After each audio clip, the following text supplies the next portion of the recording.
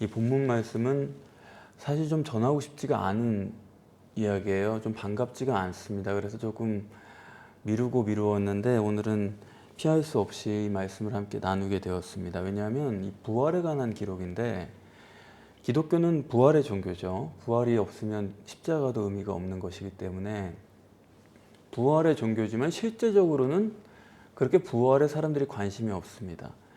예수 부활했다 이 한마디만 있을 뿐이지 우리가 예수님의 부활에 대해서 뭘 그렇게 생각을 해봅니까? 그걸 실제적으로 보여주는 것이 성지순례 가면은 그렇게 많은 교회가 있어도 부활 기념교회는 없는 거예요. 여러 가지 제목으로 교회를 만들었지만은 정작 중요한 부활은 없습니다. 그게 우리의 현실이에요. 부활이 중요하다고 하지만 부활은 없다. 예수 부활했다 그 말 한마디만 있을 뿐이지 거기에 대해서 복잡하게 생각하는 거 듣고 싶지도 않고 그렇게 나랑 관련도 없다고 생각하기 때문에 그야말로 뭐 천국이 먼 것처럼 부활도 먼 얘기가 되는 것입니다. 이 부활에 관한 기록은 마태, 마가, 누가, 요한 전부에 기록되어 있는데, 그런데 이 마태복음을 시작으로 해서 마가, 누가, 요한복음을 다루어야지 이 순서가 바뀌면은 예수님의 부활에 대해서 전혀 알 수 없게 됩니다. 그러니까 뒤에 거 먼저 보고 앞에 거 본다든가 뭐 다 같은 얘기겠지 이렇게 해가지고 보게 되면은 예수님의 부활에 대해서 알 수가 없고, 제 생각할 때는 하나님께서 마태복음을 제일 첫 번째 성경으로 두신 데는 다 이유가 있다라고 생각을 합니다. 이 부활의 순서가 분명해야지만 알 수 있기 때문에 마태복음부터 부활을 정립하라. 그것이 하나님의 섭리라고 생각을 합니다. 이게 왜 이 순서가 중요하냐면 마태복음에서의 부활과 마가, 누가, 요한복음의 부활이 양쪽의 내용이 다릅니다. 마태복음만 유독 달라요. 어떻게 다르냐? 마가, 누가, 요한복음에서는 공통되게 여자들이 무덤에 도착했을 때 이미 무덤 문이 열려있는 데서부터 이야기를 풀어나갑니다. 그러니까 여자들이 무덤에 도착하기 전에 이미 무덤 문이 열려 있었고, 따라서 예수님께서 이미 무덤에서 나가신 이후에요. 그 후에 여자들이 도착을 한 이야기를 다루고 있습니다. 그런 식으로 이야기를 풀어요. 그런데 이 마태복음만 유독, 근데 이 이야기를 정말 다루고 싶지 않은 게 왜 그러냐면 사람들의 머릿속에 이게 정해져 있습니다. 이거 들으시는 분들의 머릿속에도 아마 마태도 다른 마가, 누가, 요한복음에서처럼 다 무덤을 개봉한 다음에 여자들이 도착한 것으로 이런 정도로 뭉뚱그려서 우리가 일괄되게 생각을 하지 그 차이점에 대해서는 한 번도 생각을 안 해보셨을 것입니다. 하지만 본문을 여러분들이 읽어보시면 분명하게 여자들이 도착했을 때는 아직 무덤 문이 열리기 전이라는 것을 말하고 있어요. 무덤 문이 열리기 전에 도착했고, 도착해서 무덤 문이 열리는 것을 그들이 다 봤습니다.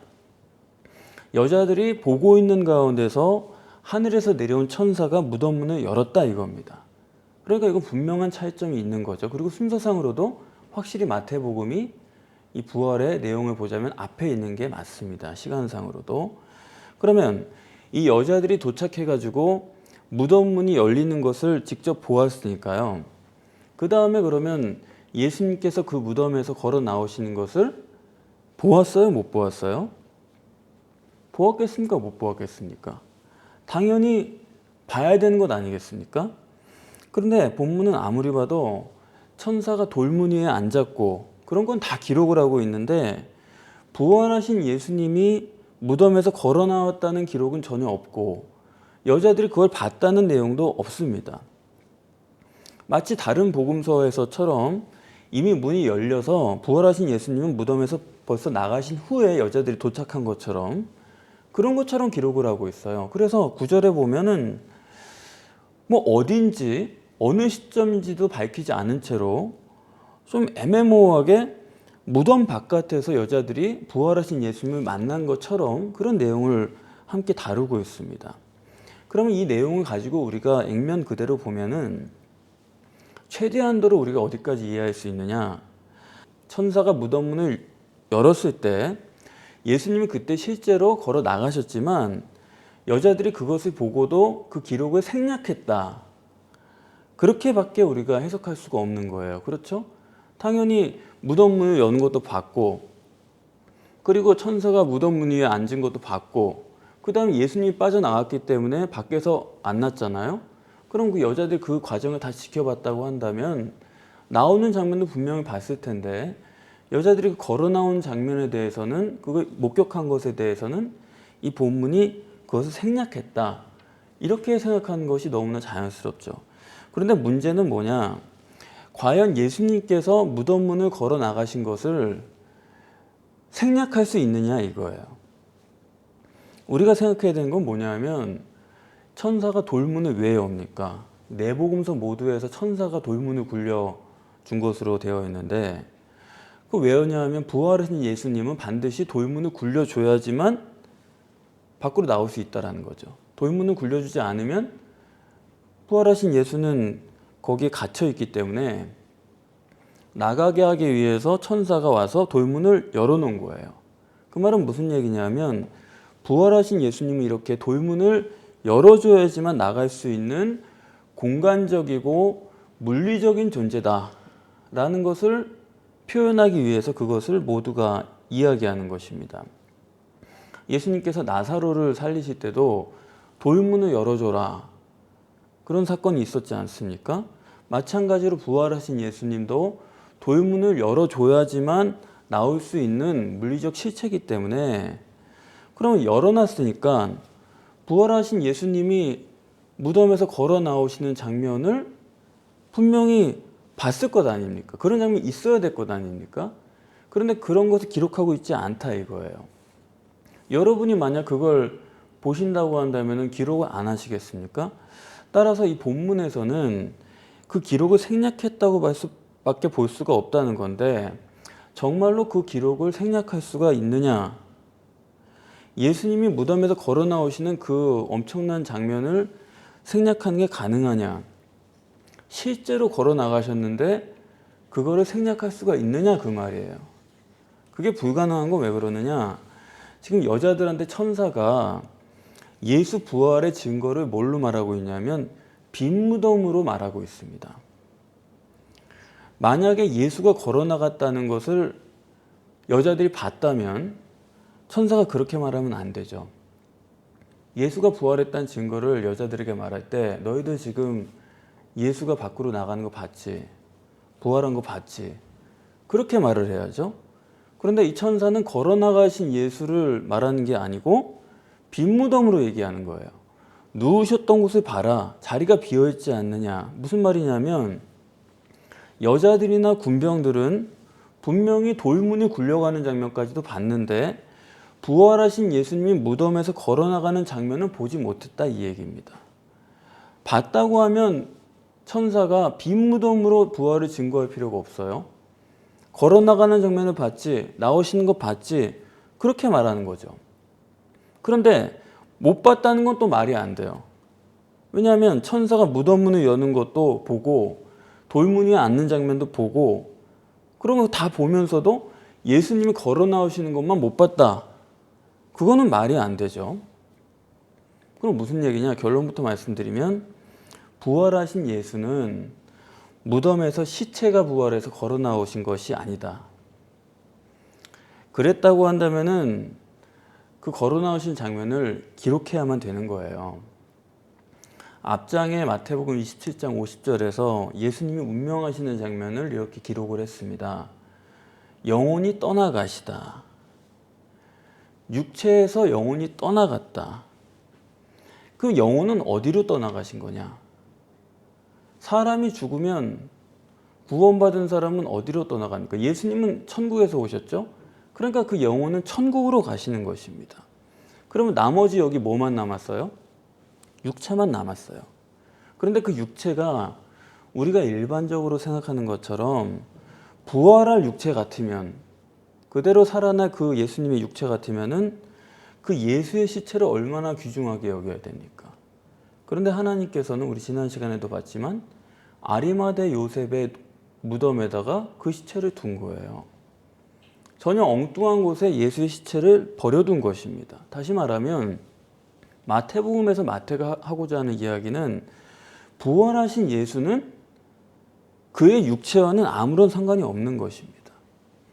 그렇기 때문에 걸어 나오신 장면을 기록할 수가 없는 거예요. 많은 사람들이 잘못 이해하는 것이 뭐냐면 마치 죽은 예수가 그 시체가 어떤 업그레이드 돼가지고 부활체로 바뀐 것으로 그렇게 생각을 합니다. 그런데 본문의 마태를 따르면 그건 전혀 아니라는 얘기예요. 장사 지낸 예수의 육체와 부활하신 예수는 아무런 상관이 없다. 그 얘기를 하려는 겁니다. 우리가 예수님의 육체가 도로 부활하셨다 그렇게 해석하는 이유는요. 그런 오해를 여러분들이 가질 수 있는 이유에 대해서 제가 말씀드리겠습니다. 그건 뭐냐면 오늘 본문에도 7절에 예수가 죽은 자 가운데서 살아나셨다. 이거 아주 부활에 대한 중요한 센텐스 아닙니까? 예수가 죽은 자 가운데서 살아나셨다 하는 이 번역 때문에 그래요. 이 표현만 보면은 죽은 육체가 되살아났다. 바로 그런 얘기죠. 그렇게 보여요. 그리고 예수님께서도 공생애 때 여러 번 말씀하셨죠. 인자가 살아날 것이다. 그렇게 말씀을 하셨는데 그 번역한 원문을 보면 에게이로라는 단어는 뭐냐면 살아났다가 아니라 일어났답니다. 죽은 자도 뭐 여러 죽은 사람들 중에 한 사람 일어났다는 게 아니라 죽은 자라는 건 이 번역이 이것도 벌써 애매한 거예요. 이 번역도 뭔가 이상하죠. 죽은 자 가운데서라는 말이 도대체 무슨 뜻인지 우리가 읽는 그대로는 벌써 좀 미심쩍은데 죽은 자라는 것은 여러 죽은 사람을 말하는 게 아니라 시체를 말하는 겁니다. 그게 원문이에요. 다시 말하면 죽은 자 가운데서 살아나셨다가 아니라 시체에서 일어나셨다. 그러니까 마태복음 27장 50절에서 영혼이 떠나가셨다. 바로 그런 얘기가 똑같은 것입니다. 시체에서 떠나가셨다. 부활은 마찬가지로 시체에서 일어나셨다. 그런데 죽은 자 가운데서 살아나셨다. 그렇게 해놓으니까 시체가 도로 일어났다. 시체가 도로 되살아났다. 그렇게 우리가 오해를 하게끔. 그런데 그것도 결국 부활에 대해서 이 번역자도 그렇게 이해를 했기 때문에 그렇게 번역을 해놓은 거예요.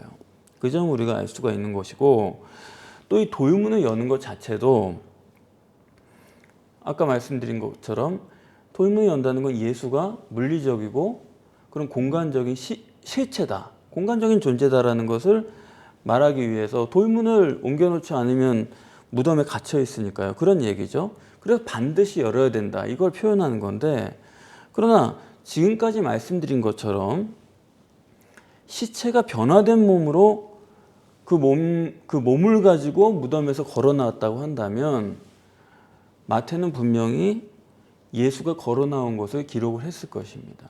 그리고 정말로 시체가 나왔다고 한다면 육체대로 걸어 나왔다고 한다면 못 봤을 리가 없어요. 여자들이나 군병들이. 그런데 전혀 보지도 못하고 봤다는 기록이 없는 것은 시체가 걸어 나온 게 아니에요.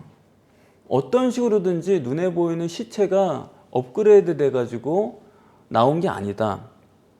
다시 말해서 걸어 나왔다는 이야기도 없고 또 천사가 예수 부활을 증거하기 위해서 여자들에게 하는 말이 부활한 예수가 걸어 나온 걸 봤지 그게 아니라 빈 무덤이다. 이렇게 말한 것으로 볼 때 이거 종합하면 무슨 뜻이냐?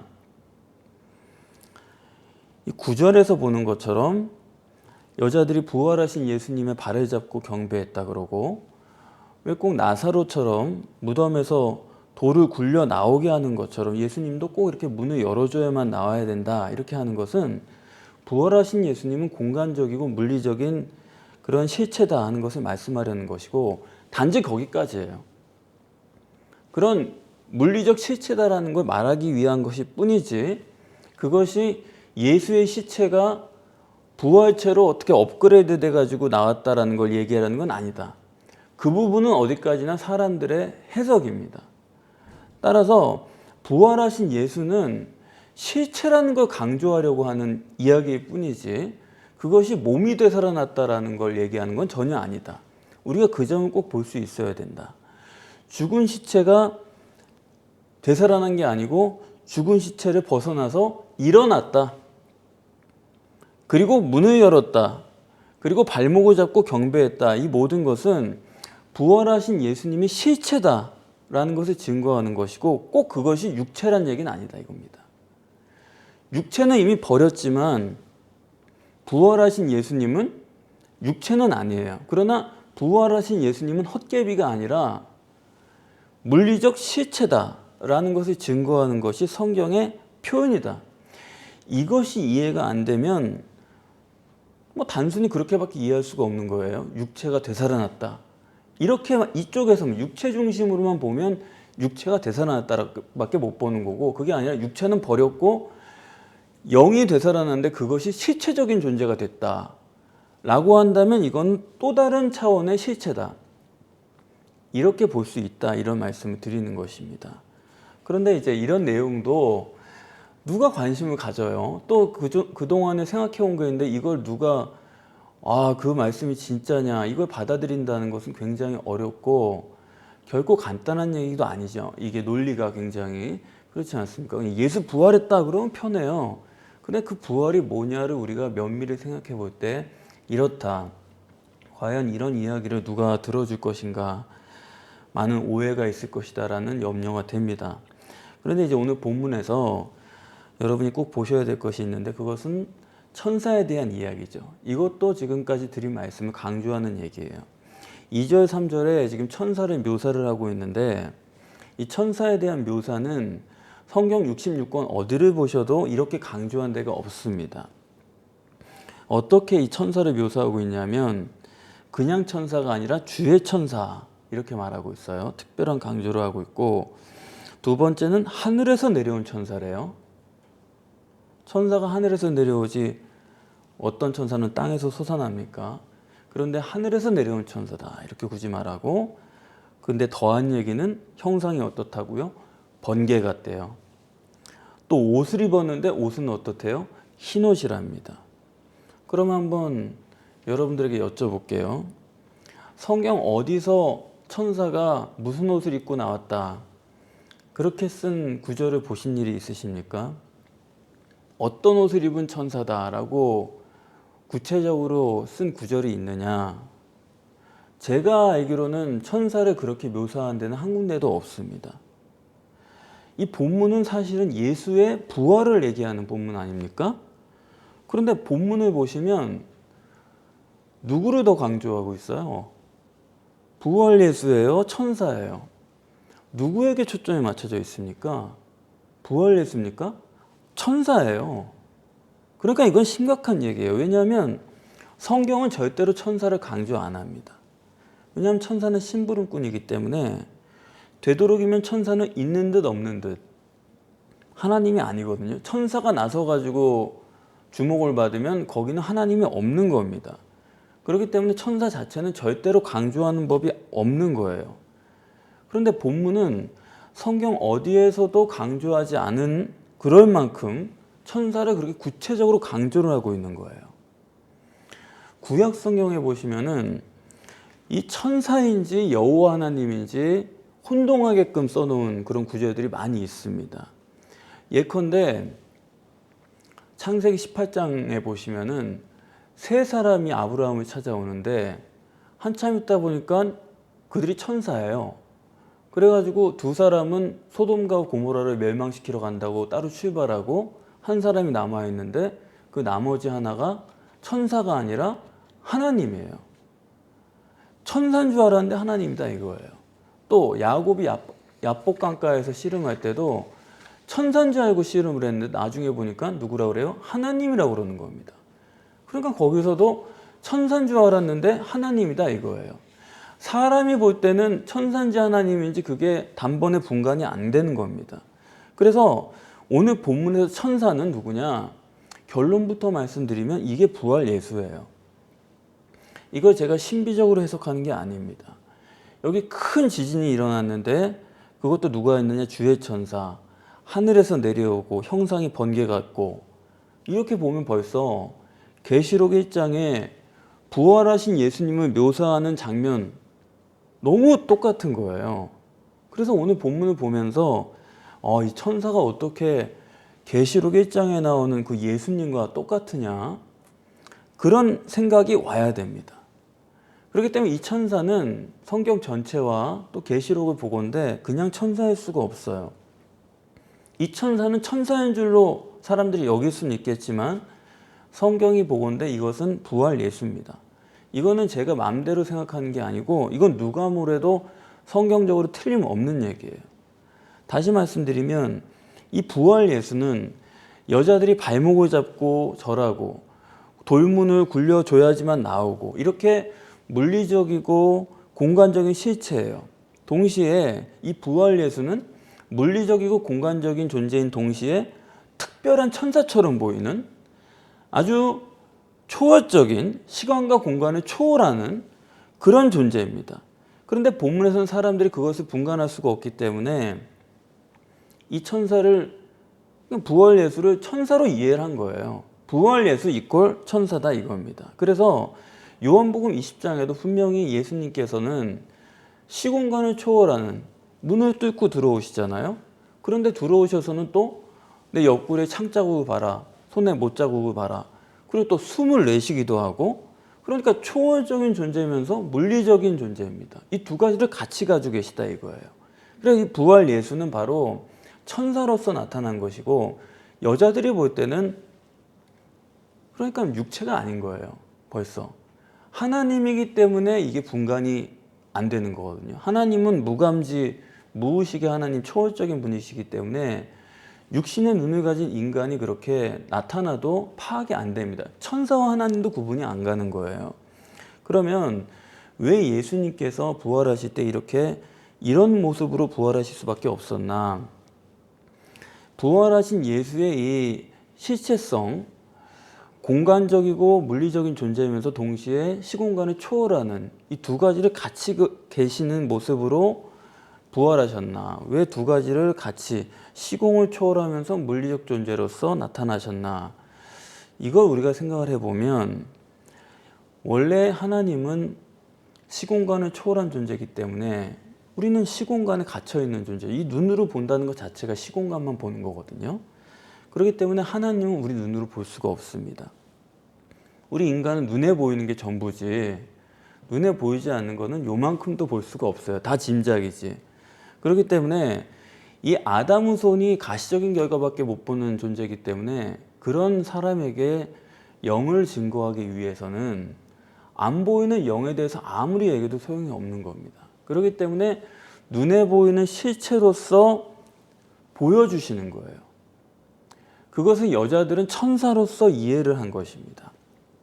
초월적인 존재는 절대로 육안으로는 볼 수 없기 때문에 볼 수 없는 것은 우리는 없다고 생각하지 있다고 생각할 수가 없는 거예요.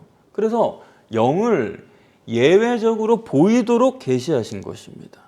그래서 이것은 한시적이고 그리고 일시적인 것이고 이 점에 대해서 바로 이해를 못하기 때문에 무슨 소리를 하냐면 천주교 같은 데서는 예수님이 죽으신 후에 사흘 동안은 어디 가 계셨을까? 그걸 이제 궁금한 거예요. 부활하시기 전에는 도대체 어디 가 계셨나? 그 사람들은 예수님이 연옥에 가 있었다. 그렇게 얘기를 하는 거고 어떤 개신교학자들은 아니다. 연옥이 어디냐? 지옥에 내려가 계셨을 것이다. 그런 식으로 얘기를 하는 겁니다. 그래서 지옥에 내려가셨다 오셨다는 것을 사도신경에 넣자. 뭐 그런 논의를 아직도 하고 있어요. 웃기는 소리를 하는 거죠. 초월적인 하나님이 무슨 연옥에 가고 무슨 지옥에 갇혀 있고 그럽니까? 말도 안 되는 얘기죠. 하나님이 왜 거기 가서 감옥에 들어가 있습니까? 얼토당토하는 자기들 소설을 쓰는 거예요. 그리고 이 땅에 40일에 계셨다는 것도 그게 무슨 얘기예요? 초월하신 하나님이 무슨 이 땅에 어디에 가 계세요? 40일 동안에. 제자들 만난 건 몇 번 시간도 안 되는데 나머지 시간은 어디 가 계신 거예요? 감람산에서 계신 거예요? 어디 뭐 남의 집에 가서 머무르신 거예요? 아니죠. 40일 동안 이 땅에 계셨다는 것은 40일에 걸쳐서 특별하게 계시를 하셨다는 것이지 하나님이 여기서 이렇게 돌아다니신 게 아니다. 누구 집에 계신 게 아니다 이겁니다. 돌아가시고 3일 만에 부활하신 것으로 특별하게 계시해 주시고 그리고 특별하게 영의 세계를 우리 눈에 볼 수 있는 것으로 해주기 위해서 이렇게 실체로서 특별하게 역사하신 예외적으로 역사하신 것이지 그것을 정말로 눈에 보이게 이 땅에 계시면서 사람들과 함께 머무신 것처럼 이렇게 생각하는 것은 초월적인 하나님에 대한 이해가 아닙니다. 그래서 그것을 본문이 분명하게 하고 있어요. 이러시는 거예요. 어디서 보리라고요? 갈릴리에서 보리라. 빨리 가라. 빨리 가도 내가 너희보다 먼저 가 있을 것이다. 이거 똑같은 얘기를 반복하는 것입니다. 먼저 가신다는 것은 앞서 말한 것처럼 발목을 잡아야 경배하고 뭐 그런 실체란 얘기죠. 먼저 가신다. 갈릴리라는 곳으로 가시겠다. 그런데 너희보다는 먼저 가실 것이다. 빨리 가도 그분보단 먼저 못 가요. 왜? 시공을 초월한 분이기 때문에. 그 이야기를 신학적으로 반복하는 것입니다. 그리고 예수님께서 말씀하시기를 거기서 나를 보리라. 여기서 보면 안 될까요? 왜 거기서 봐야 되죠? 여기서 보면 좋겠는데 무슨 말이냐? 이거 다 신학적인 얘기예요. 부활하신 예수님은 아무나 아무 때나 볼 수 있는 게 아니다. 그 얘기입니다. 무슨 말이냐면 갈릴리에서 너희를 처음 불렀을 때 계시록 2장 4절 말씀처럼 첫사랑을 회복하라는 얘기죠. 처음으로 돌아가야지만 내가 보인다 이거예요. 지금 예루살렘에 와가지고 제자들이 머물면서 어떻게 보면 예루살렘만 보고 3년을 달려왔겠죠. 그들은 예루살렘에 와서 완전히 육신적 그 성공, 그 의지가 완전히 불을 지핀 겁니다. 육신의 메시아가 메시아인 줄로 철석같이 믿고 있는 제자들이에요. 그런 사람들이기 때문에 예수님은 너희는 나를 버릴 수밖에 없다. 왜냐하면 너희가 믿고 있는 그런 메시아는 진정한 메시아가 아니기 때문에 예루살렘에 와가지고 그 불지핀 출세욕, 성공욕 다 버리고 초심으로 돌아가. 차라리 날 처음 만났을 때 그때로 돌아가. 예수님은 영이지, 예수님은 속사람이지 육체가 바뀐 게 아니다 이겁니다. 그 부활하신 진정한 예수님을 만나기 위해서는 초심으로 돌아가라. 어린아이같이 순수한 마음으로 돌아가야지 여기 예루살렘에 머물면서 자기가 뭐가 된 것처럼 그렇게 있어가지고는 절대로 보이지 않는다. 다시 말하면 부활하신 예수님은 전혀 다른 모습으로 부활하신 거예요. 애초에 육체랑 상관이 없습니다. 그래서 그분은 성령으로 거듭나기 전에는 아무도 만나볼 수가 없는 거예요. 그래서 복음서에 보면 만나도 모르잖아요. 사람들이 만나도 못 알아보고 전혀 모르는 거예요. 거기서 나를 보리라는 말씀은 다시 말하면 네가 거듭나기 전에는 나를 못 본다. 눈이 완전히 뜨이기 전엔 못 본다. 완전히 감겼다 이거죠. 지금 보는 것 같아도 보는 게 아닌 거예요. 그래서 기독교에서 말하는 이 영혼구원이라는 거, 우리가 말은 다 영혼구원, 뭐 천국 그러지만 실제로 보면은 늘 육체에만 매여 있습니다. 기독교가 그래요. 예수의 부활로 말씀하고자 하는 것이 뭐냐? 나의 정체성이란 것은 육체가 아니다. 결국엔 영이다 이 말입니다. 예수 부활이라고 하면서 여전히 육체를 위해 사는 사람, 예수를 육체로 이해하는 사람, 신앙은 육체적인 어떤 응답, 육체적인 어떤 해결 이런 걸로 신앙을 가늠하려는 사람은 절대로 그리스도의 사람이 아니다. 그리스도를 보지 못하고 있다 이겁니다. 나란 존재 자체가 누구냐를 예수님은 말씀하고 있는 거예요.